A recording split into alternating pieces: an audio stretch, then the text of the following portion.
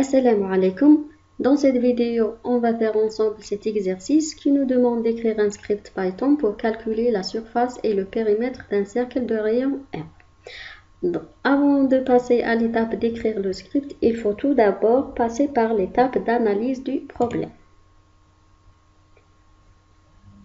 Pour l'étape d'analyse du problème, on a bien sûr la machine. Il faut spécifier quelles sont les données qu'on va entrer à la machine, quels sont les résultats ou bien les sorties attendues et bien sûr quels sont les traitements à suivre pour passer des entrées aux sorties. Dans notre cas, pour les entrées, on a la valeur du rayon R. Pour les sorties, le programme doit nous afficher la surface et le périmètre calculés.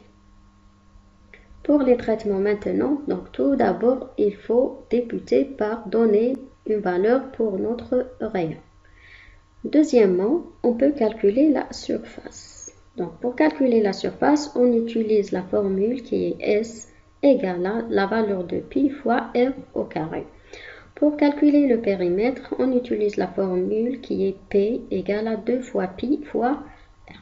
Et bien sûr, on affiche les résultats, c'est-à-dire la valeur de S et la valeur de P.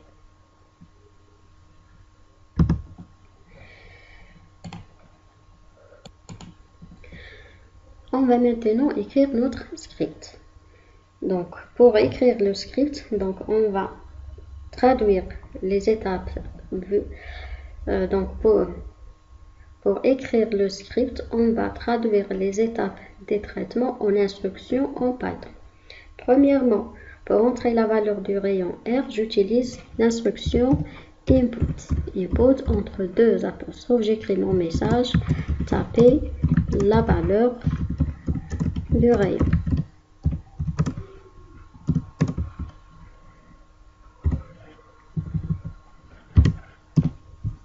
Bien sûr, la valeur entrée doit être affectée à une variable. Dans notre cas, c'est la variable R. Donc, c'est la première étape. Deuxième étape, c'est calculer la surface. Donc, je mets S, reçoit, je mets la formule qui est la valeur de pi. La valeur de pi, bien sûr, est connue, fois R au carré. Donc, maintenant, pour écrire R au carré, je peux écrire R fois R, ou bien, en Python, je peux écrire R fois 2, qui est l'équivalent de R au carré. Pour le périmètre, je mets la variable P, reçoit, et je mets la formule qui est 2 fois pi fois R. J'affiche maintenant les résultats. L'instruction qui nous permet d'afficher les résultats, c'est print. Print entre deux. Print. Maintenant, pour afficher les résultats, on utilise l'instruction print. Donc, je tape print, parenthèse, entre deux apostrophes, je mets mon message qui est la surface égale, je ferme l'apostrophe et je ferme la parenthèse. Pour le périmètre, la même chose, print, je mets mon message, le périmètre égale, et je ferme mon message. J'enregistre maintenant mon programme, je le nomme cercle. Donc pour moi, j'ai créé un dossier Python où je mets tous mes programmes enregistrés. J'exécute maintenant mon programme pour voir s'il en a abouti au résultat escompté ou non. Donc exécuter. Donc entrer la valeur du rayon R, j'entre par exemple 3,2, entre. Voilà, donc la première erreur. Pourquoi cette erreur? Donc parce que là on a la variable pi ou bien la valeur de pi is not defined. Pour pouvoir utiliser la fonction pi, il faut l'importer du module math. Donc avant de calculer le s et le pi, j'importe la fonction pi. Donc j'écris from math import et je tape la fonction que je veux utiliser, c'est-à-dire pi. Je réexécute le programme. Tapez la valeur des rayons R, je tape 2,3, toujours des erreurs. Maintenant, l'erreur O, c'est problème de type. Type, c'est-à-dire entre str et int. Donc, bien sûr, si on veut calculer S qui est pi fois R fois 2, il faut que le R soit de type int ou bien de type float. N'oubliez pas que toutes les valeurs qu'on entre à l'aide de l'instruction input sont de type str.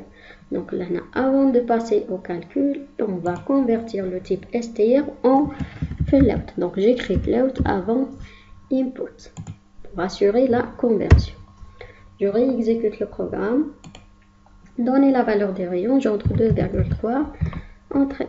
Voilà, toujours des problèmes maintenant, on ne voit pas la valeur de la surface et la valeur du périmètre, malgré qu'on a déjà calculé la surface et le périmètre. Donc n'oubliez pas dans l'instruction print, après avoir affiché le message, d'afficher la variable, c'est-à-dire après la fin du message, je mets virgule et j'affiche la variable S. La même chose pour le périmètre. Après l'apostrophe, je mets virgule, puis la variable P. J'exécute mon programme. Donnez la valeur du rayon, je tape 2,3. Voilà. Maintenant, la surface égale, le périmètre égal. Mais si on voit bien la valeur de la surface ou bien du périmètre, c'est un long chiffre. Je veux maintenant limiter l'affichage de la surface et du périmètre, c'est-à-dire d'afficher par exemple pour la surface 16,61, pour le périmètre par exemple 14,45, c'est-à-dire afficher seulement deux chiffres après le point décimal. Donc comment faire ça en Python? Donc on a la fonction round. Comment on écrit la fonction round? On a deux syntaxes possibles pour la fonction round. On écrit tout simplement round entre deux parenthèses la variable qu'on doit afficher. Bien sûr, cette variable est de type float. Ou bien la deuxième syntaxe, c'est d'écrire round entre deux parenthèses la variable virgule et on choisit n. Le n, c'est-à-dire le nombre de chiffres qu'on doit afficher après le point décimal. Dans notre cas, dans l'instruction print, avant d'afficher la valeur de la variable s, j'écris donc round entre deux parenthèses s.